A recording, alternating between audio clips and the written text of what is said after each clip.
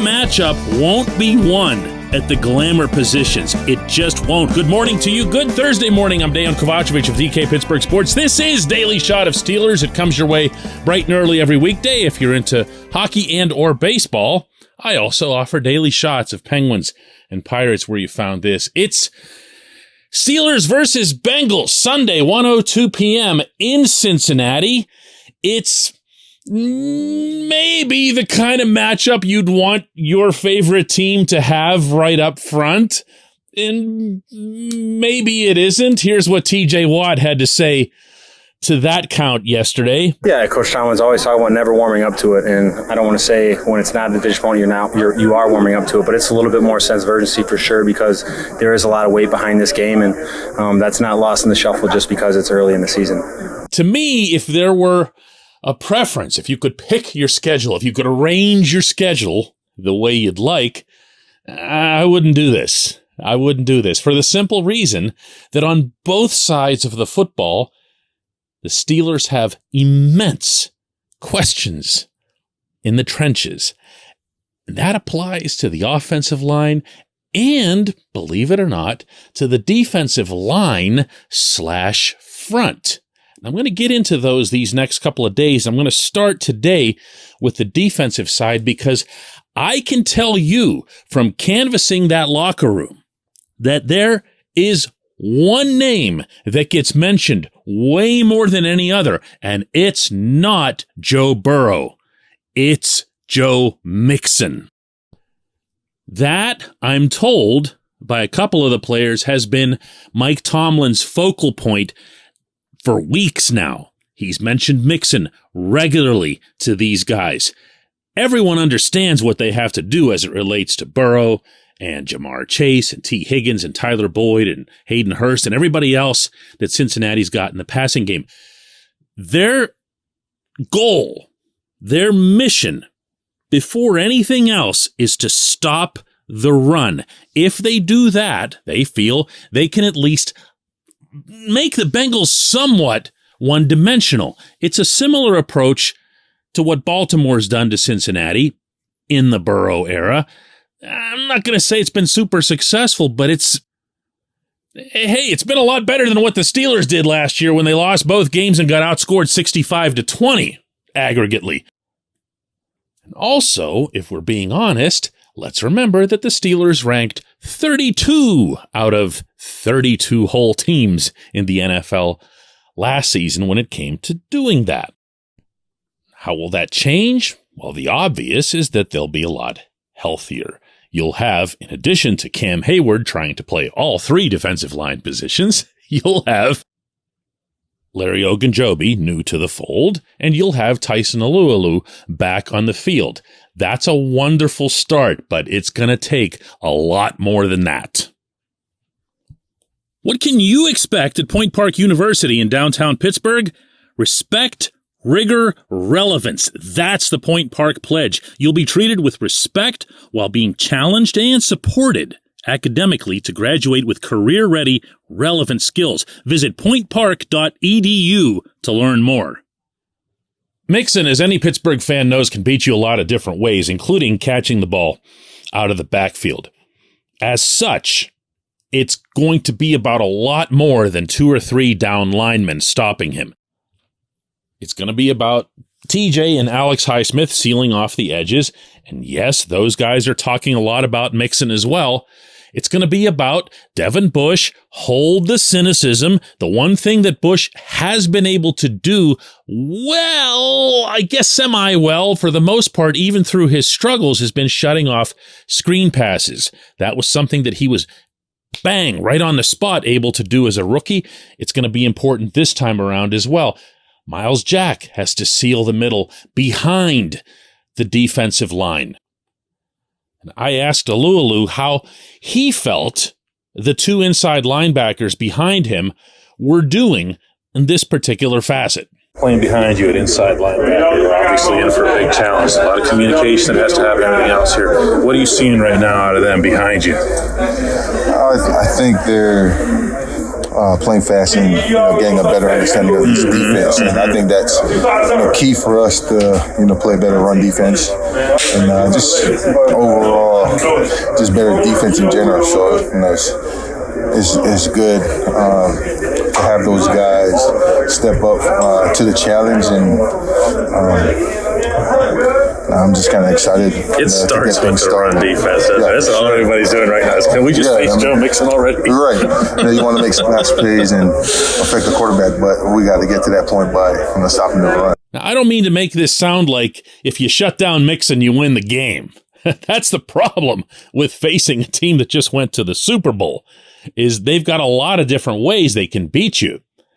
But you have to at least take one of them away. I'm going to ask you right now to envision you're watching this game take place, and you're seeing right off the bat the Bengals come out, and it's just run 5 yards, run 7 yards, screen pass 8 yards, whatever it is. And then they hit a big one, because now all of a sudden you're getting a little bit nervous if you're the Steelers, and you're bringing people up closer to the line of scrimmage, and you're doing that stuff that you saw them do late last year with Minkah Fitzpatrick pretty much playing inside linebacker. And it disrupts everything. It takes all of your plans that you made for the week, including in your secondary, and just lights them on fire. And here's where I offer the single most boring piece of advice anyone could offer to this team in this specific situation. Try hard. Want it more than the other guys. My goodness, how many times did we see this team in the 2021 season just look like they didn't even want to tackle? I don't need to go naming names all over again, but okay, I will. I mean, when you have a guy like Chris Wormley on the defensive line, and you see that he gets all motivated to play the Ravens, and he comes up with these big numbers in that game, and then you put him out there against a team that's running the ball up the gut the way Dalvin Cook did in Minneapolis, and you're wondering, what the heck? Where were you in this game? You performed at a certain level that week, but you didn't in this week. Would it have helped if the Vikings were a previous employer or something? I don't know, but you have to want to stop the run. And that's why this head coach is doing exactly the right thing in emphasizing this, in shoving it down his defensive players' throats, essentially. It's not so much, again, that it's a cure-all to stop Mixon. It's just that there are no solutions for stopping the Bengals offense at all if you don't do that first, if you don't find a way to eliminate or at least mitigate that part of their attack. When we come back, J1Q.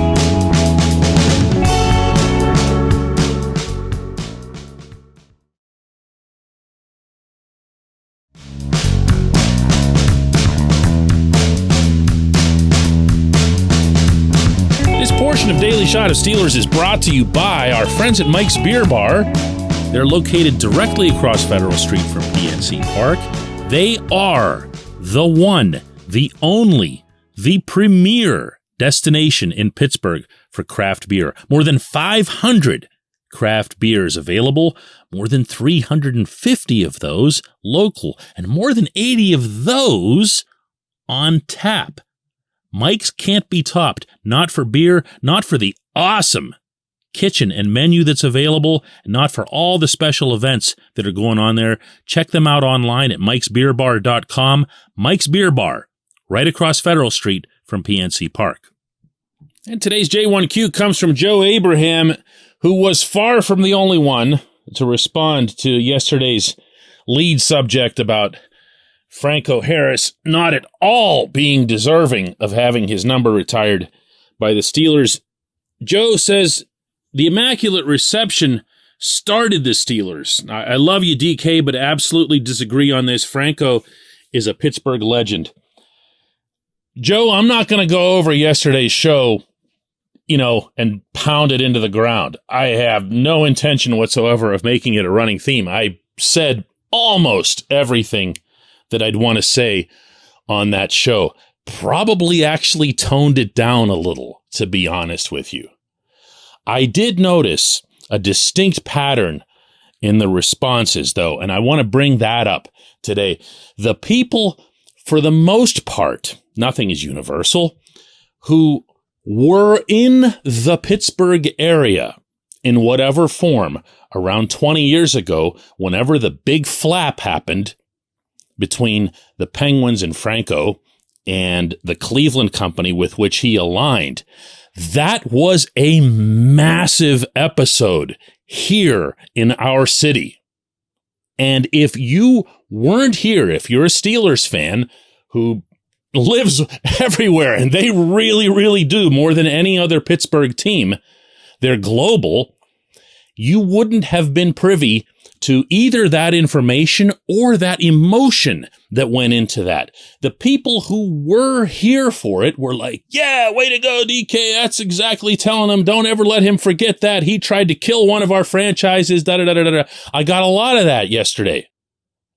And then I also got a lot that was like yours, where you said, hang on a second, are you questioning the credentials of the player? Of course not. I even said so in the episode.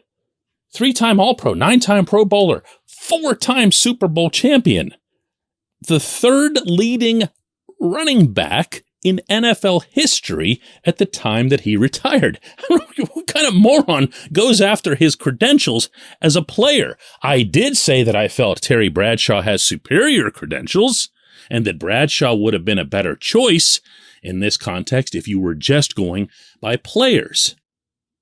I expressed a similar sentiment regarding Mike Webster, who remains in consideration for being one of the best players in the history of the sport at his position at center. But the thrust of my point yesterday was that this was spectacularly tone deaf on the part of the Steelers and Art Rooney. This guy aligned himself for money with a company from outside the city to try to kill a Pittsburgh franchise. Even if you leave the Penn State stuff and the weird Joe Paterno cardboard cutout out of the equation, this is abhorrent behavior.